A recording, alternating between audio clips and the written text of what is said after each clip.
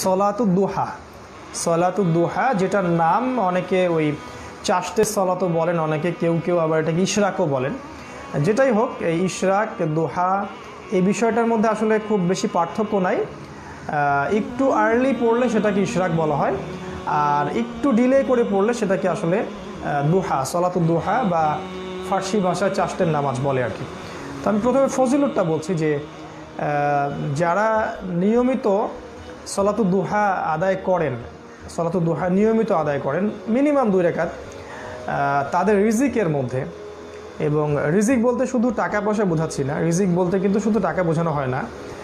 তাদের রিজিক বলতে আমাদের মেধা, আমাদের অর্থ, আমাদের সম্পদ, আমাদের ঈমান, আমাদের ইসলাম, দুনিয়ার কল্যাণ বা হাসানা, পরকালের আল্লাহ প্রদত্ত নিয়ামত, ইভেন নেককার স্ত্রী, নেককার স্বামী, সুসন্তান সন্ততি, ভালো একটা ব্যবসা, ভালো একটা চাকরি বা যেটাই হোক, এই সমস্ত বিষয়গুলোই কিন্তু রিজিকের অন্তর্ভুক্ত। ইভেন আমাদের তাকদীর আমাদের রিজিকের অন্তর্ভুক্ত। তো এই যে চাষতের সলাতটার কথা বলছি বা সলাতুদ্দোহা বা ইশরাকের নামাজ যেটাই আপনি বলেন, এটা যারা নিয়মিত পড়ার চেষ্টা করে, আল্লাহ রাব্বুল আলামিন তাদের রিজিকের মধ্যে তার পক্ষ থেকে বারাকা দান করেন, বরকত দান করেন। এই বরকতটা অনেক সময় বোঝা যাবে, অনেক সময় বোঝা যাবেও না, কিন্তু আল্লাহ পাক ভালো জানেন যে বারাকা কাকে কিভাবে কোন দিক দিয়ে কতটুকু দিতে হবে। ঠিক আছে, অনেক সময় আমরা হয়তো বুঝতে নাও পারতে পারি, কিন্তু বারাকা হয়ে গেছে হয়তো আমরা বুঝতে পারিনি। তো যাই হোক, এই সালাতটার ফজিলত সম্পর্কে রাসূল সাল্লাল্লাহু আলাইহি ওয়াসাল্লাম আরও বলেছেন যে প্রত্যেকটা আদম সন্তান, মানে প্রতিটা আদম সন্তান যখন ঘুম থেকে ওঠে, তখন প্রত্যেকটা আদম সন্তান যখন ঘুম থেকে ওঠে, আমি প্রশ্নটা বুঝতে পারিনি, না আচ্ছা আমি বুঝতে পারছি, আমি পরে অ্যান্সার করছি। আমি আগে হাদিসটা বলে নিচ্ছি যে প্রতিটা আদম সন্তান, আল্লাহ রাসূল সাল্লাল্লাহু আলাইহি ওয়াসাল্লাম বলেছেন প্রত্যেক আদম সন্তান যখন ঘুম থেকে ওঠে, তখন তার এই যে পুরো বডির যে জোড়গুলো আছে, যে গিঁটগুলো আছে, প্রত্যেকটা গিঁটের উপরেই একটা করে সদকা করাটা তার উপর ওয়াজিব হয়ে যায়। এটা আল্লাহ পাক যে আমাদেরকে সুস্থতার সাথে বা প্রাণটা আবার দেহে ফিরিয়ে দিলেন, এর শুকরিয়া স্বরূপই আসলে এটা আমাদের উপর বর্তিত হয়ে যায়।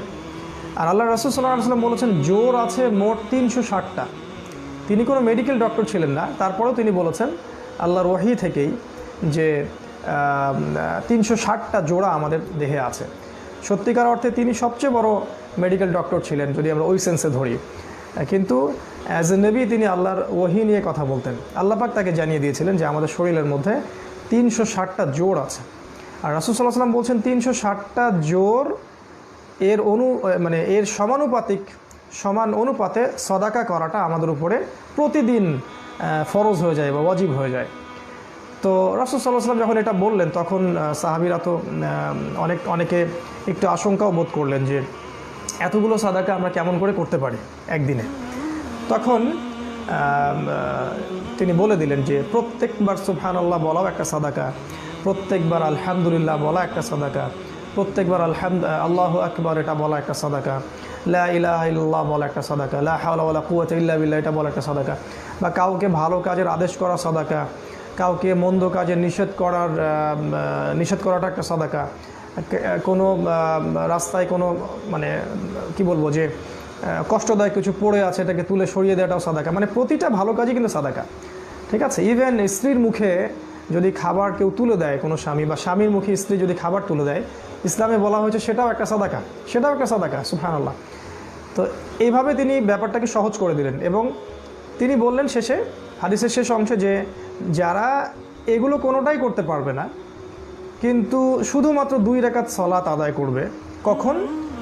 দুহার সময়, মানে আমাদের বাংলাদেশ বা যে আমাদের ক্লক যেটা আছে, এই ক্লকের টাইমে ধরে নেন যে 6টা থেকে, মানে সূর্য ওঠার পর থেকে 10টা সাড়ে 10টা পর্যন্ত, এই যে সময়টুকু, এই যে 6টা বা 5:30 বা 6টা থেকে যে 10টা সাড়ে 10টা এই টাইমটুকু আছে, এই টাইমটুকুর মধ্যে যারা 2 রাকাত সালাত পড়বে, এই সময়টুকু বলা হয় দুহার সময়। মানে দুহা মানে সূর্য একটু উত্তপ্ত হয় আর কি, এটাকে দুহা বলা হয়। কোরআনে একটা সূরা আছে ওয়া দুহা ওয়াল লাইলি ইযা সাজা। তো যারা এই সময়টুকুর মধ্যে মাত্র 2 রাকাত সালাত আদায় করবে, আল্লাহ রাসূল সাল্লাল্লাহু আলাইহি ওয়াসাল্লাম বলছেন তাদের ওই যে 360টা সাদাকা যার ওয়াজিব হয়ে আছে শরীরের উপরে, এটা আদায় হয়ে যাবে ইনশাআল্লাহ, মাত্র 2 রাকাত সালাতের বদৌলতে। এই পুরো হুকুমটা পালন হয়ে যাবে ইনশাআল্লাহ। আর এটাকে যদি আমরা ফজরের সলাতের পর এই যে সূর্যটা উঠে গেল, এই সূর্য ওঠার কিছুক্ষণ পর পরই, তাহলে সেটাকে ইশরাকের নামাজ বলা হয় আর কি। আর যদি আমরা এটাকে একটু ডিলে করে পড়ি 8টার দিকে, 9টার দিকে বা 10টার দিকে, এটাকে তখন বলা হয় সলাতুদ দুহা। দুইটা সলাতই একই সলাত, যে কোনো সূরা দিয়েই পড়া যায়, নর্মাল নফল সলাতের মতোই। কেউ 2 রাকাত পড়তে পারেন, কেউ 4 রাকাত পড়তে পারেন। আল্লাহ রাসূল সাল্লাল্লাহু আলাইহি ওয়াসাল্লাম 8 রাকাত পর্যন্ত পড়েছেন, 8 রাকাত পর্যন্ত পড়েছেন। তো মিনিমাম 2, ম্যাক্সিমাম 8 পর্যন্ত আপনারা পড়তে পারেন।